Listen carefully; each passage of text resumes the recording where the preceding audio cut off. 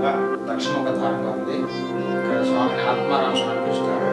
ఆంజనేయ స్వామి చేతిలో తాళపడత గ్రంథం ఈ విధంగా పెట్టుకొని ఉంటాడు. మనకి రామస్వామి వచ్చేసి ఆత్మజ్ఞానం పిలుస్తున్నాడు. ఇక్కడ యాళ్ళేమో సిద్ధి జ్ఞాన ఆత్మారామస్వామి అంటారు.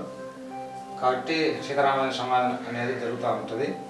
ఆంజనేయ స్వామికి రామస్వామి ఇట్లా పొట్ట మీద చేపెట్టుకొని ఆత్మజ్ఞానం పిలుస్తున్నారు. ఇది దక్షిణముఖ ద్వారం.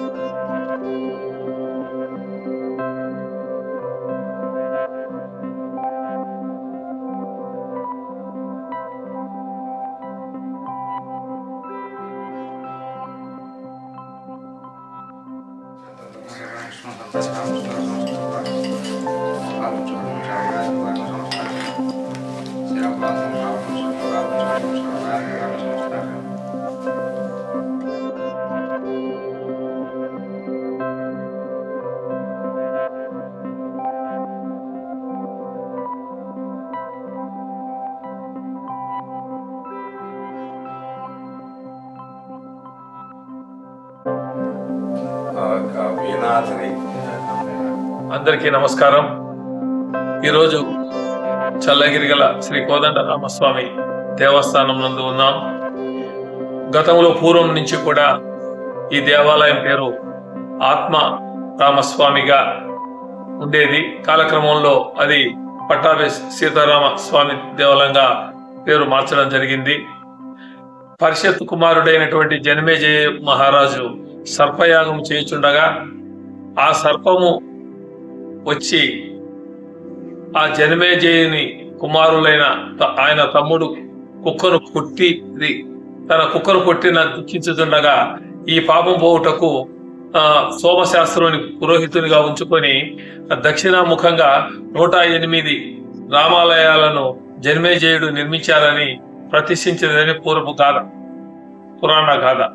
అయితే బాటసారులకు దాహతులైనటువంటి ప్రజలకు పూర్వము చల్ల అంటే మజ్జిగ, గిరిగెల అంటే మట్టి పాత్రతో పోస్తుండడం వల్ల ఈ గ్రామానికి చల్ల గిరిగెల అనే పేరు వచ్చిందని ఈ పూర్వం నుంచి ఇది చెప్పడం జరుగుతూ ఉంది. ఈ గ్రామం పూర్వం నుంచి కూడా సమృద్ధిగా పాడి పంటలతో పశు సంపదతో విరసిల్లుతూ ఉండేది. చల్లగిరిగల పట్టాభి సీతారామస్వామి మూర్తివించిన ఆత్మాతిక తత్వమూర్తి, భక్తులకు జ్ఞానోదయము చేసే ఉపదేశిస్తూ పద్మ సహస్థితుడైన దక్షిణ హస్తమును వక్షస్థలంపై ఉంచి యోగముద్రను ధరించి ఉన్నారు. ఆంజనేయ స్వామి చేతుల్లో ఉన్న తాళపత్ర గంధాలు విద్యాభ్యాసానికి ప్రతీక. ఆంజనేయ స్వామి ప్రతిరూపంలో జగద్ధార శక్తి ఉంది. చల్లగిరిగల ఆలయంలో దివ్యమంగళ విగ్రహమూర్తులు మరెక్కడ లేకపోవడం విశేషం.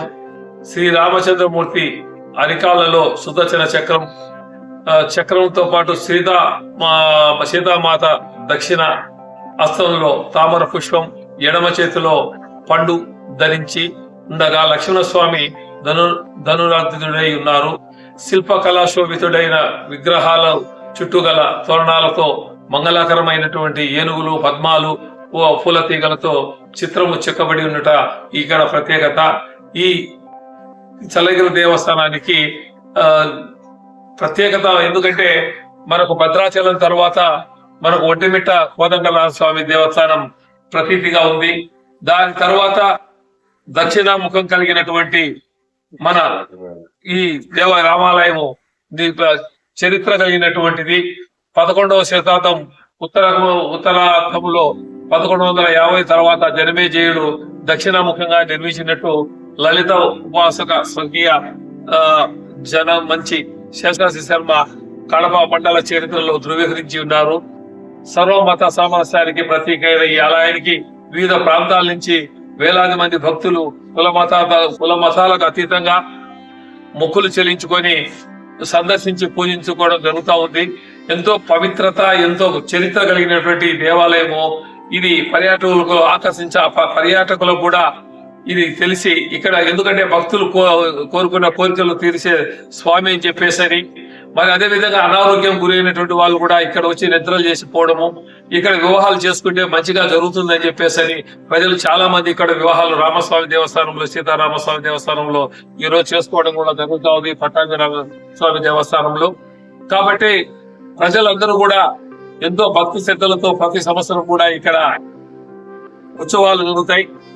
మరి అప్పుడు కొన్ని వేలాది మంది ఇక్కడికి వచ్చి స్వామి దగ్గరికి వచ్చి దర్శించుకొని ఆ కోరికలు వాళ్ళు పెట్టుకున్న కోరికలు తీరిన తర్వాత స్వామి వారికి వాళ్ళ దక్షిణం ఇవ్వడం జరుగుతూ ఉంది.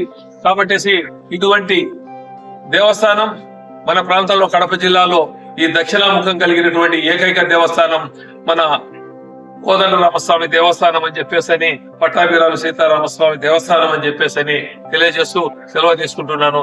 నమస్తే.